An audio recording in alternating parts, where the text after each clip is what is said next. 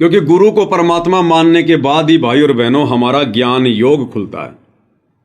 उससे पहले नहीं खुलेगा, चाहे हम कितना प्रयास कर लें, हम कितनी कोशिशें कर लें, उससे पहले हमारा ज्ञान योग नहीं खुलेगा।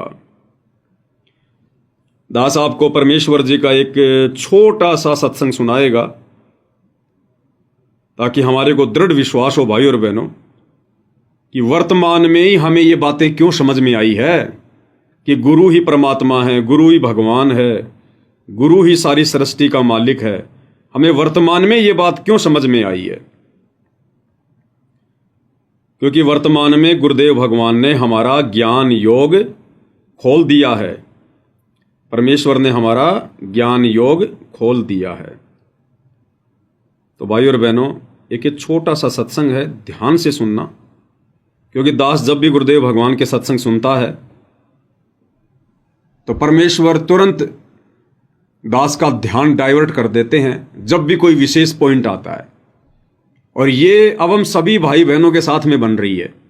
जितने भी साथ संगति से जुड़े हुए भाई बहन हैं, हम चाहे आधी घंटे सत्संग सुने, हम चाहे काम करते करते सत्संग सुने, लेकिन अब हमारा ध्यान कहाँ रहेगा? गुरुदेव के सत्संगों में, गुरुदेव की वाणियों में। और भले ही माता बहनें रोटी बना रही हैं या कुछ और काम कर रही हैं और दूसरी तरफ गुरुदेव का सत्संग चल रहा है, तो ध्यान तो हमारा सत्संग में रहेगा।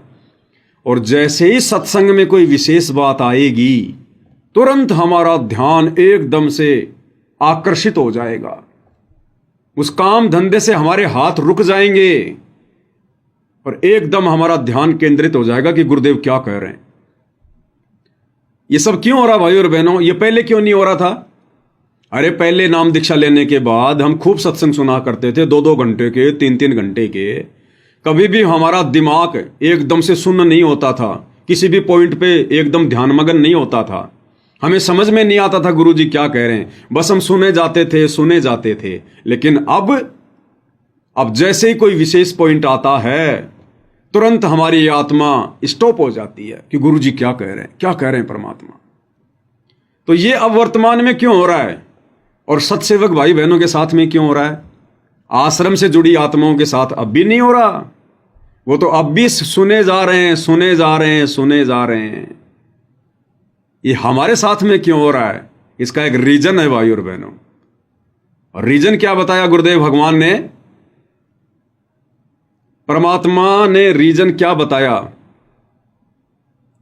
गुरुदेव इस सत्संग में कह रहे हैं कि बच्चों, 650 साल पहले भी परमात्मा आए थे और उन्होंने आपको यही सब बातें समझाने की चेष्टा की थी, अपना भक्ति विधान बताने की चेष्टा की थी, ये मूल ज्ञान बताने की चेष्टा की थी, लेकिन हम समझ नहीं पाए। परमात्मा चाहते थे बताना। 650 साल पहले भी परमात्मा हमें मूल ज्ञान से परिचित करवाना चाहते थे, हमें अपने विधान से परिचित करवाना चाहते थे, स्वयं से परिचित करवाना चाहते थे।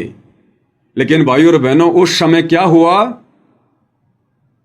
उस समय हमारी सबसे बड़ी कमजोरी रही कि हमने गुरु को परमात्मा के रूप में स्वीकार नहीं किया, जिस कारण से परमेश्वर ने फिर अपना वो वास्तविक भक्ति विधान, वो मूल ज्ञान समझाना उचित नहीं समझा, क्योंकि उस समय हम पात्र नहीं थे, योग्य नहीं थे। ध्यान से सुनिए पूज्य गुरुदेव भगवान क्या कह रहे हैं। अब तो नहीं हुआ था। परमात्मा ने 600 वर्ष पहले बताने की चेष्टा की, लेकिन हम अशिक्षित होने के कारण हम वंचित रह गए। उसकी पूर्ति करने के लिए परमात्मा ने अब समय दिया है, निर्धारित किया था। क्या कह रहे हैं गुरुदेव कि परमात्मा ने 650 साल पहले चेष्टा की थी, यानी कोशिश की थी अपना विधान बताने की, लेकिन हम अशिक्षित थे और अशिक्षित होने के कारण उन पंडितों का, उन विद्वानों का जो संस्कार जानते थे, उनका दाव लग गया और उन्होंने हमारे को यह कहकर भ्रमित किया कि कबीर परमात्मा नहीं हो सकता, कबीर भगवान नहीं है, ये तो एक जुलाहा है, ये तो एक कवि है और ये अशिक्षित है, ये क्या जाने वेदों को, ग्रंथों को, ये क्या जाने सृष्टि रचना को। ये क्या जाने भक्ति की बातें। तो उन पंडितों के इस प्रकार बहकाने से भाई और बहनों हम लोगों ने यही मान लिया कि भाई बात बिल्कुल सही है, कबीर जी तो अनपढ़ हैं, अशिक्षित हैं, और कबीर जी तो केवल हमारे गुरु जी हैं। हमने उनको परमात्मा नहीं माना, भगवान नहीं माना, जिस कारण से परमेश्वर ने हमें वो भेद नहीं दिया, वो वास्तविक शास्त्र अनुकूल भक्ति विधान नहीं बताया। अभी आपने सुना ना क्या कह रहे हैं गुरुदेव कि 650 साल पहले भी परमात्मा ने बताने की चेष्टा की थी। ध्यान से सुनो, हमें प्राप्त नहीं हुआ था।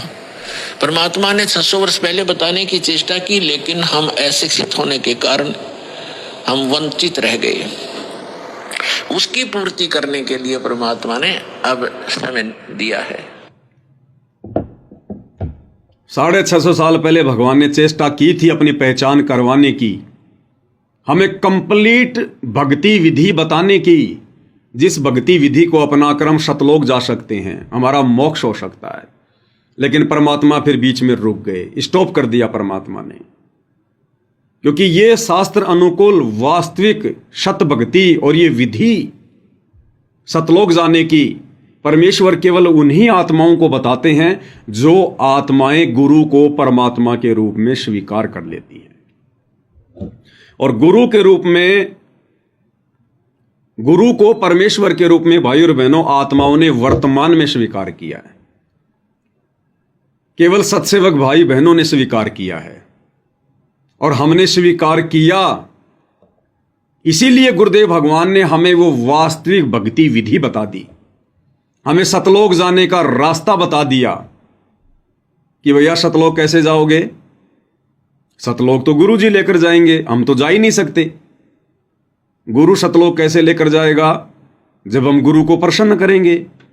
गुरु प्रसन्न कैसे होगा? उस विधि से। कौन सी विधि? गुरुदेव को भोग लगाना। यह आज से पहले 4 युगों में किसी ने नहीं किया, ना वर्तमान में 90% संगत कर रही है। गुरुदेव भगवान की आरती उतारना, पाती पंच पोप कर पूजा, देव निरंजन और न दूजा, ये 4 युगों में किसी ने भी गुरु को परमात्मा मान के आरती नहीं उतारी। ना वर्तमान में सतलोक आश्रमों से जुड़ी 90% संगत गुरु को परमेश्वर मानकर उनकी आरती उतार रही है। गुरु को परमेश्वर मानकर उनको आसन देना, उनका बेड लगाना,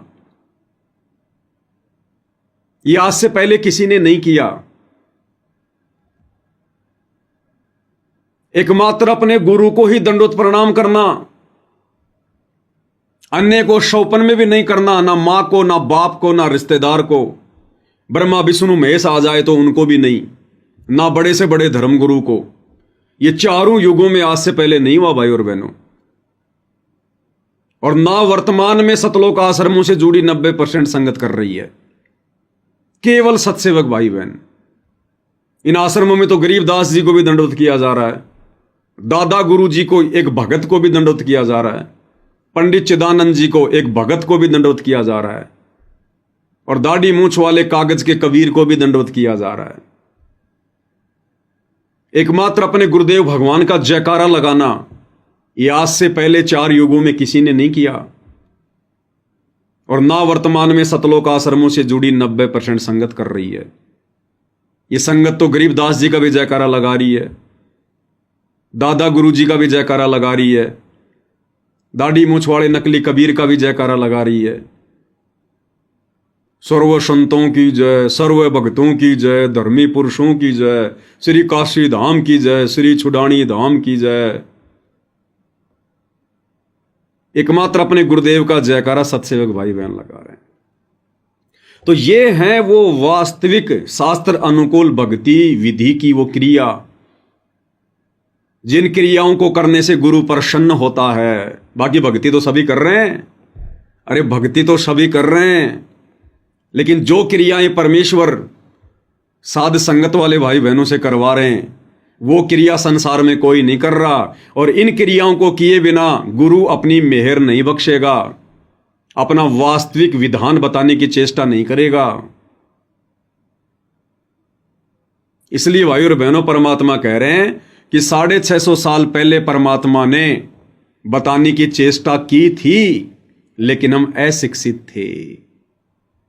तो अब परमेश्वर ने दया करी, क्योंकि 650 साल पहले तो किसी ने उनको परमात्मा नहीं माना, केवल अपना गुरु माना, एक संत माना। लेकिन वर्तमान में उनके आशीर्वाद से साध संगति वाले भाई बहनों ने उनको परमेश्वर के रूप में अपने घर में और घट में विराजमान कर लिया है, जिस कारण से परमेश्वर ने फिर हमारे ऊपर वो दया बख्श दी जो दया 650 साल पहले भी नहीं बख्शी, 4 युगों में नहीं बख्शी। हम नीचों से अपनी पहचान करवा दी,